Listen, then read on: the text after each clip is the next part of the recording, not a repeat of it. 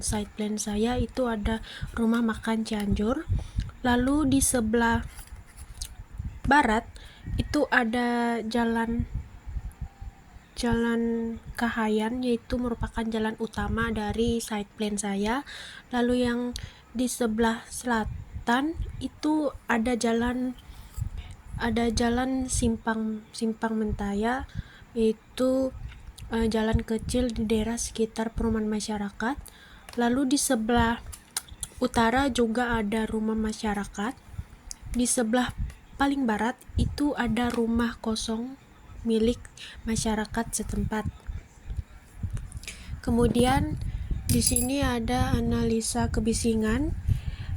Di daerah analisa site saya, tingkat kebisingan rendahnya itu berada pada bagian timur. Bagian timur itu berada di sebelah sini, yaitu di Jalan Simpang Mentaya. Lalu tingkat kebisingan sedang itu berada pada bagian barat, karena berhadapan langsung dengan Jalan Simpang Mentaya yang merupakan jalan kawasan perumahan. Lalu tingkat kebisingan sedang berada pada bagian selatan, karena kawasan tapak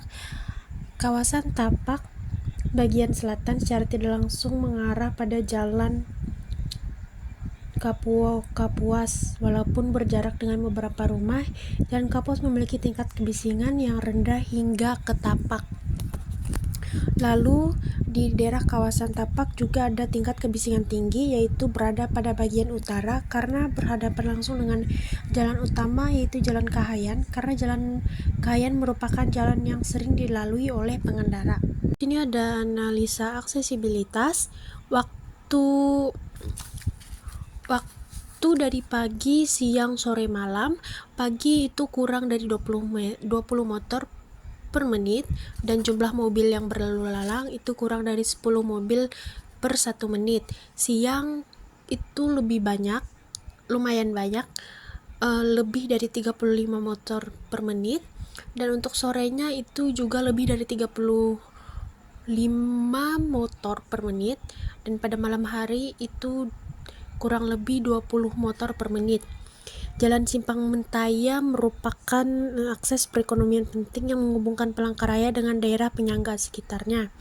Akses jalan semi publik, kondisi siang hari itu kurang dari 20 motor per menit dan kurang dari 6 mobil per menit. Ini merupakan jarak pandang di jalan sekitar, yaitu 100 meter dari timur Jalan Kahayan. Lalu yang kedua ada jarak pandang di Jalan Simpang Mentaya, yaitu 100 meter dari utara Jalan Simpang Mentaya. Dan kemudian di sini ada analisa iklim dan lintas matahari. Data yang saya dapat yaitu matahari pagi berasal dari arah timur pada pukul 6 hingga 10 pagi. Suhu masih sangat hangat dan cahaya matahari baik untuk kulit. Matahari siang melintas di atas tapak pada pukul 10 hingga 2 siang. Suhu pada saat ini sangat panas tergantung cuaca. Matahari sore bersinar dari arah barat pada pukul 2 siang hingga 5 sore. Suhu mulai menurun namun matahari masih bersinar. Lalu analisisnya yaitu arah matahari dari timur ke barat membuat cahaya matahari selalu mengenai area tapak matahari. Pagi yang terbit dari timur langsung mengarah ke area samping kanan tapak dan belakang tapak. Matahari sore yang mengarah ke barat mengenai area samping kiri tapak. Area kiri tapak sudah banyak ditanam pepohonan dan bagus untuk meminimalisir suhu matahari sore. Jadi respon desain lingkungan itu saya menambahkan vegetasi untuk meminimalisir cahaya matahari ketika siang hari. Iklim dan cuaca itu rata-rata suhu kawasan tapak berkisar antara 21 derajat Celcius sampai dengan 35 derajat Celcius. Suhu rata-rata yang tertinggi yaitu sebesar 28 dan yang terendah itu 26,5 derajat Celcius. Jumlah curah hujan tertinggi pada bulan Februari dan terendah pada bulan September, Agustus, Juli, dan April. Kelembapannya di daerah kawasan itu sekitar 69%. Lalu curah hujan berdasarkan data hujan selama periode hujan diperoleh rata-rata sebesar 100 mm yang memerlukan perhitungan debit limpasan untuk menentukan kapasitas drainase. Perhitungan debit yaitu debit limpasan yang dihasilkan dari area tangkapan seluas 5.000 meter persegi diperkirakan mencapai 15 liter per detik, sehingga perlu evaluasi terhadap dimensi saluran. Lalu ada kapasitas saluran. Saluran drainase yang ada memiliki kapasitas maksimum 10 liter per detik untuk menampung debit lapisan yang diperkirakan berpotensi menyebabkan genangan air. Lalu tanggapan yang saya berikan itu untuk mengatasi masalah genangan disarankan untuk memperbesar dimensi saluran drainase dan menambahkan sumur resapan di titik-titik strategis untuk meningkatkan infiltrasi air ke tanah. Lalu di sini ada analisa vegetasi. Jadi di sekitar kawasan itu ada tanaman herba, perdu, dan pohon. Pada kawasan tapak juga banyak vegetasi alami. Tingkat penutupan lahan memiliki persentasi yang tinggi oleh semak-semak dan kawasannya terlihat tidak teduh.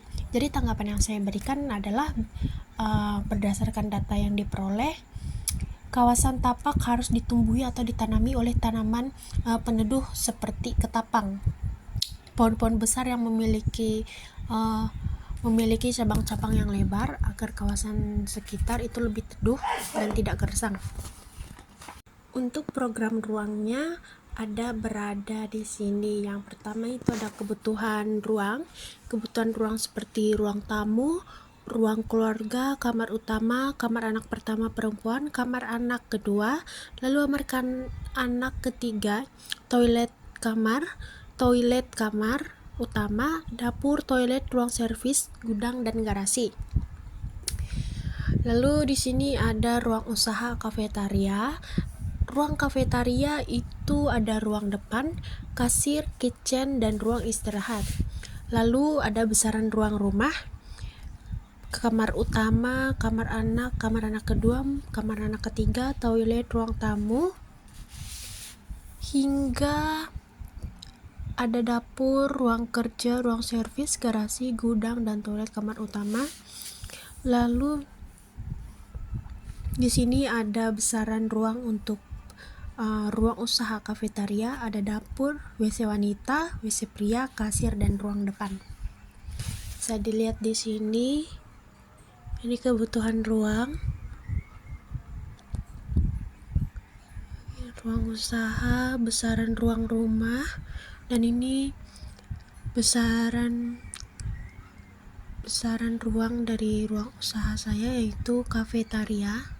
Untuk bubble diagram denah saya itu seperti ini. Ini adalah bubble diagram lantai 1, ini lantai 2, dan ini adalah ruang usaha saya. Lantai 1 saya seperti ini. Lantai 1 itu langsung menyambung dengan ruang usaha, dan ini adalah lantai 2 rumah saya. Untuk ruang usaha dan rumah itu saya memiliki jalan menuju ruang usaha, yaitu dari taman belakang, dari dapur, taman belakang, lalu menembus ke bagian kitchen di kafetaria. Ini lantai 2 rumah saya. Di sini ada kamar utama, kamar anak, lalu ruang kerja, lalu ada tangga, bordes, lalu ruang keluarga. Lalu di sini ada balkon. Ini untuk denah ruang usaha. Bagian ruang depan itu ruang pengunjung. Kalau pengunjung mau makan dan minum bisa berada di sini. Lalu di sini ada kasir minuman, kasir khusus makanan. Lalu di sini bagian kitchen. Di sini ada taman belakang, lalu ini ada ruang servis, ada toilet, lalu ini kamar. Di sini area dapur nyambung dengan ruang makan, meja makan. Lalu ke sini ada ruang tamu menembus dengan teras dengan ukuran 2x3. Untuk potongannya ini ada potongan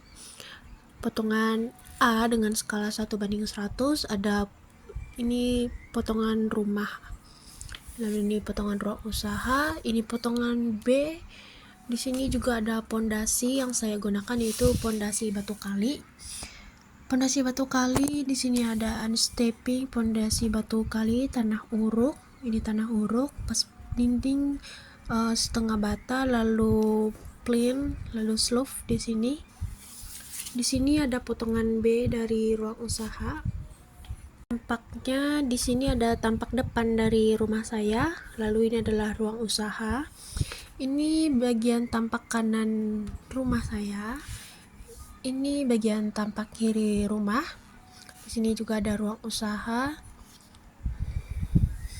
Lalu di sini ada ini tampak kiri, ini tampak belakang ya. Ini tampak kiri ruang usaha, ini rumah saya, ini bagian atap. Lalu ini bagian taman. Ya, ini tampaknya.